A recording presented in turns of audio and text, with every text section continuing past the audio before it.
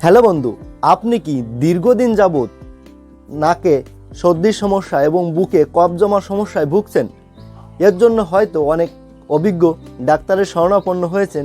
তিনি আপনাকে বিভিন্ন ধরনের উন্নত মানের ওষুধ দিয়েছে, কিন্তু ওষুধ সেবন করেও আপনি আপনার এই নাকের সর্দি এবং বুকের কফ কোনোভাবেই দূর করতে পারছেন না। তাহলে এই ভিডিওটা আপনার জন্য অত্যন্ত প্রয়োজনীয়।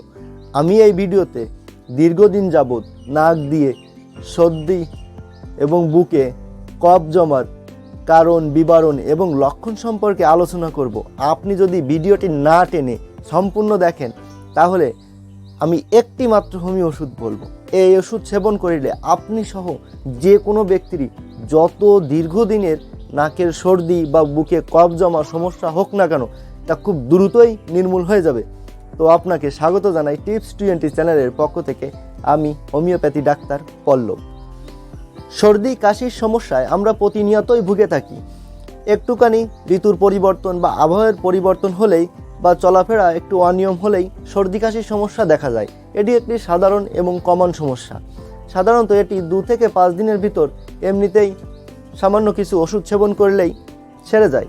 কিন্তু এই সর্দি কাশি বা এবং বুকে কফ জমার সমস্যা যদি দীর্ঘদিন যাবৎ চলতে থাকে, তাহলে এটি একটি ক্রনিক পর্যায়ে পৌঁছে যায়। আর এই দীর্ঘদিনের পুরাতন সর্দি এবং বুকে কফ জমা এটি কিন্তু পরবর্তীতে একটি বড় ধরনের রোগের ইঙ্গিত প্রদানও করে থাকে। তাই একটু সচেতনতার সহিত চিকিৎসা গ্রহণ করে এই দীর্ঘদিনের পুরাতন সর্দি এবং বুকে কফ জমার সমস্যা নির্মূল করা সকলেরই উচিত। নাকে দীর্ঘদিনের সর্দি এবং বুকে কফ জমার অনেকগুলো কারণ রয়েছে। এর ভিতরে আমি প্রধান কারণ সম্পর্কে বলবো। যেমন, যে সকল ব্যক্তিরা অতিরিক্ত মাত্রায় ধূমপান, মদ্যপান বা তামাকজাত দ্রব্য সেবন করে থাকে, তাদের দীর্ঘদিন যাবৎ এই নাকের সর্দি বা বুকে কফ জমে থাকে। এছাড়াও যাদের শ্বাসকষ্টের সমস্যা বা অ্যাজমার সমস্যা রয়েছে, হাঁপানির সমস্যা রয়েছে, তাদেরও নাকের সর্দি এবং বুকে কফ জমার সমস্যা দীর্ঘদিন চলতে থাকে।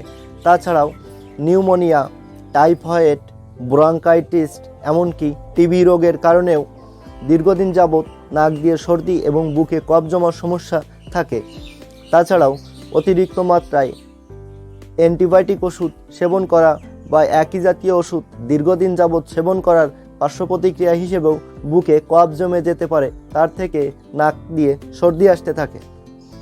এমনকি যে সকল ব্যক্তিরা দীর্ঘদিন যাবৎ হাই প্রেশার বা উচ্চ রক্তচাপ কমানোর ওষুধ সেবন করে থাকে, তাদেরও এই ওষুধের ফলে বুকে কফ জমে যেতে পারে। আর এই কফ জমা থেকে বিন্দু বিন্দু সর্দি নাক দিয়ে ঝরতে থাকে। যে সকল ব্যক্তিদের দীর্ঘদিন যাবৎ নাকে পুরাতন সর্দি রয়েছে এবং বুকে কফ জমে রয়েছে, তাদের শরীরে অনেকগুলো লক্ষণ অনুভূত হয়। আমি এখানে যে লক্ষণগুলো বলবো, এই লক্ষণগুলো অবশ্যই একটু খেয়াল করে শুনবেন। হোমিও ওষুধ সর্বদা লক্ষণের ওষুধ, তাই লক্ষণ বিবেচনা করেই ওষুধ সেবন করতে হবে। তো লক্ষণগুলো হচ্ছে, যেমন বুকে প্রচণ্ড পরিমাণ কফ জমে থাকে, বুকে ব্যথা করে, বুকে জ্বালা যন্ত্রণা করে, নাক দিয়ে কখনো পাতলা সর্দি বের হয়, কখনো আঠার মতো সর্দি বের হয়, গলা বন্ধ হয়ে যায়, একটুখানি কাশি দিলেই সামান্য পরিমাণ কফ বের হয়।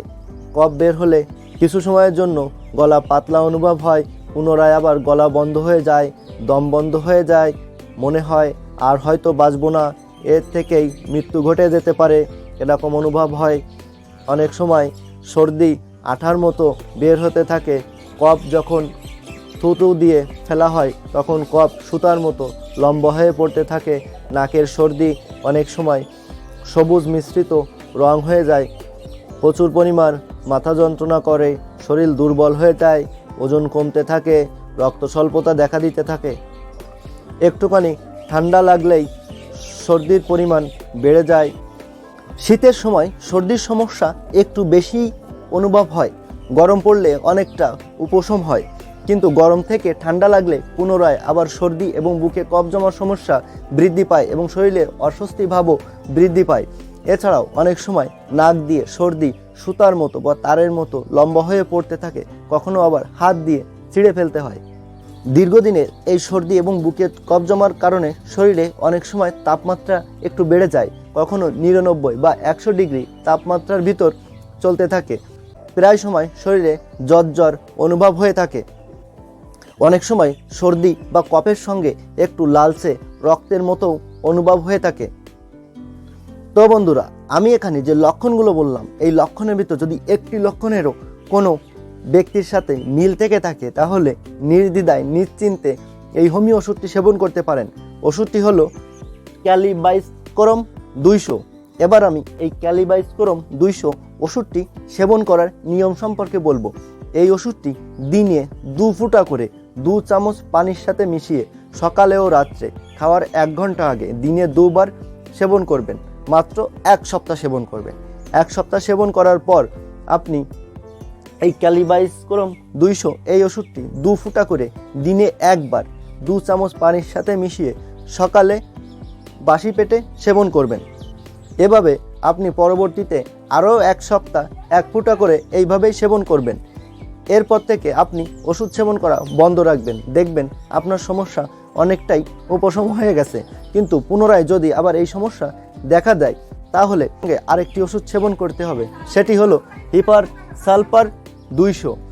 এটি হলো এই ক্যালিবাইস্কোরম ওষুধে যদি পরিবর্তন হয়ে পুনরায় যদি আবার এই সর্দি বা বুকে কফ জমার সমস্যা দেখা যায় তাহলে এই হিপার সালফার 200 এই ওষুধটি 2 চামচ পানির সাথে মিশিয়ে 2 ফুটা করে সকালে ও রাত্রে এভাবে 3 দিন সেবন করতে হবে। তাহলে আপনার যত দীর্ঘদিনের, আপনি সহ যে কোনো ব্যক্তিরই যত দীর্ঘদিনের নাকের সর্দি বা বুকে কফ জমার সমস্যা থাকুক না কেন তা চিরতরে নির্মূল হয়ে যাবে। তবে এই হোমিও ওষুধ দুটি অবশ্যই আপনার নিকটের কোনো হোমিওপ্যাথি দোকান থেকে ভালো কোনো কোম্পানির ওষুধ কিনে নেবেন। ওষুধটি সেবন করার ছাড়াও যদি কোনো মতামত বা প্রশ্ন থেকে থাকে তাহলে অবশ্যই কমেন্ট বক্সে লিখে জানাবেন। আর আপনাদের যে কোনো ধরনের চিকিৎসা গ্রহণের প্রয়োজন হলে অবশ্যই আমার সাথে যোগাযোগ করবেন। আর ভিডিওটি ভালো লাগলে অবশ্যই একটা লাইক দিবেন, চ্যানেলটি সাবস্ক্রাইব করে সাথেই থাকবেন। ভালো থাকবেন, সুস্থ থাকবেন, ধন্যবাদ।